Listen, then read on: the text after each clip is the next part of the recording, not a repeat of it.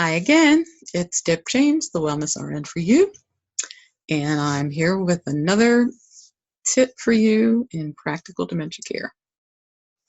So let's talk safety in the bedroom. Probably the first thing that comes to mind when you're looking at the bedroom is, lighting, which is definitely something you want to look into. Night lights are a beautiful thing. You'll also probably think of floor coverings, different types of flooring going from the bedroom to the bathroom or what have you. You might also look at rugs. And another thing you might consider is just clutter in general. And those are very important things to look at. Those are things that you want to make sure are appropriately handled in the bedroom. But I want to talk about the actual bed.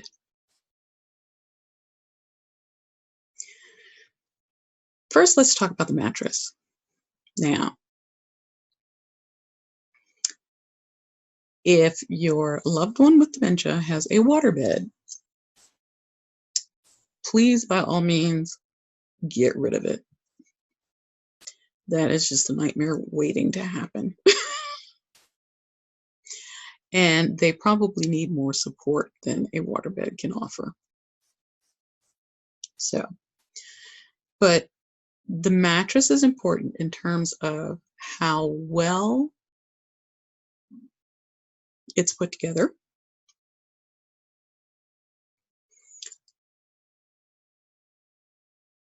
and how the firmness of it, for lack of a better term, which relates to how well your loved one can move around in it. And then also you have to look at size, not just width. I mean, if it's a full size, queen size, king size, that's less of an issue than the actual height of the mattress. For a while, I'm not sure if it's still a trend or what have you, but for a while, the trend was to have these really, really high mattresses. Just, the way the bed is, and I think canopy beds are that way.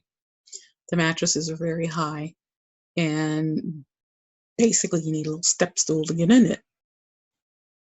And that's great fine, or you can jump up on it. And that's great fine and dandy for someone who's healthy and capable. But imagine your loved one with dementia falling out of a bed that's that elevated. That could cause some serious harm. Serious harm. If they need a little step stool to get up into it, how does that work? Step stools don't have rails. Are they going to be steady enough to use those steps to get up onto the bed? Things you need to consider. Along with that, the firmness of the bed is an issue. Depending on what the bed is made out of, that can affect their ability to move around, their ability to get in and out of the bed. And it can also affect their ability to sleep comfortably. Some materials tend to make you warmer when you're in the bed. For most elderly people, that's not an issue. For most elderly people, the warmer, the better. But you want to make sure that your loved one is comfortable in that bed. It's not too hot, and that they can sleep comfortably. The general rule of thumb is your room temperature should be 70 degrees or less to be comfortable for sleeping. Now, with a loved one that's elderly, yeah, that might not be doable because their ability to regulate their their thermoregulation is not what it used to be. And so they tend to be very cold. I would go and visit my parents. They live in Northern California, which, it's not too terribly warm. 60s, maybe 70s. But when we would visit in the summer, the heat, the thermostat in the house would be set at 78 degrees, sometimes 80. And I understand, my father was cold most of the time because he had lost so much weight. But I also know that that's not good to have 24/7. It's too hot. It's too warm.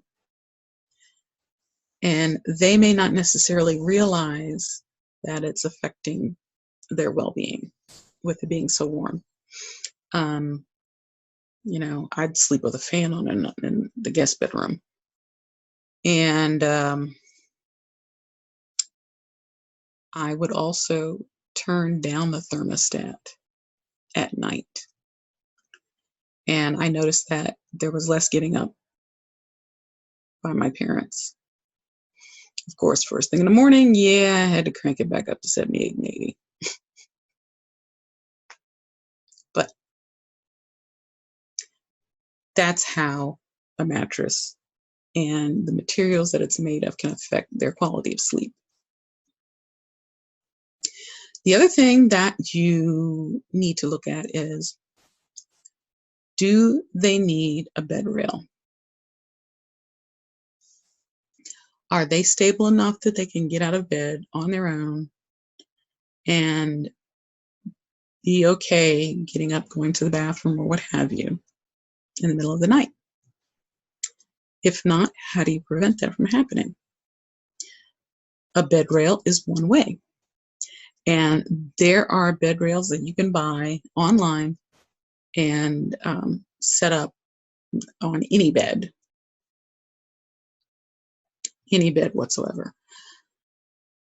The thing you need to be careful with, though, is if you have two rails and you have both of them up, that can be seen as confinement.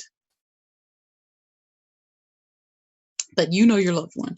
You know if that step is necessary. But be advised, if they try to circumvent that, what is that going to look like? Is there a possibility they could get caught in a rail? Is there a possibility that they can hurt themselves? So, issues to look at. Another thing that you can do is get what's called a bed alarm. And it's a device that goes under the sheets, and it's different sensitivity levels, and it will alarm if a certain amount of pressure is not maintained on the bed. So if you have it set for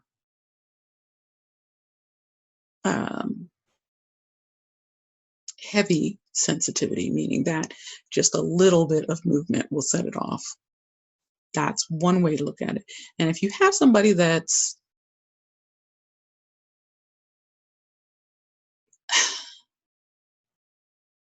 that they're very small, they're light, and it's easy for them to get out of bed without making much of a noise or impression, or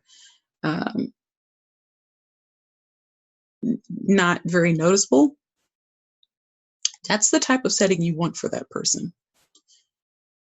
But then you also have to look at, if you have the bed alarm set up How is that going to be used? Bed alarm by itself is not going to work. It must be either tied to some type of monitoring device, or it's something that you would use while another person is there.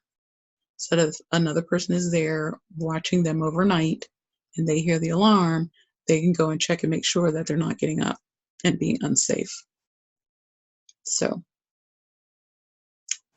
specifically the bed. Something a lot of people don't think about. But those are some of the issues that you need to address when you're looking at home safety. So, if you'd like to contact me via my website, that is angelichtouchhealthandwellness.net. You can contact me by email, deb.wellnessrn, the number 4, the letter U, at gmail.com. deb.wellnessrn4u@gmail.com. You can also check out my YouTube channel, Practical Dementia Care. You'll find other tips and advice and commentary that you can use to support yourself and your loved one with dementia. I also want to let you know that if you missed the live version, I have the recorded version of my 6-week course called Practical Dementia Care Action Guide, full of tips and things to look at, resources, possibilities you may not have considered. It's very, very much a practical guide. It's based on a lot of my experiences, personally and professionally. And I make mistakes so that you hopefully won't have to. So I have it reasonably priced.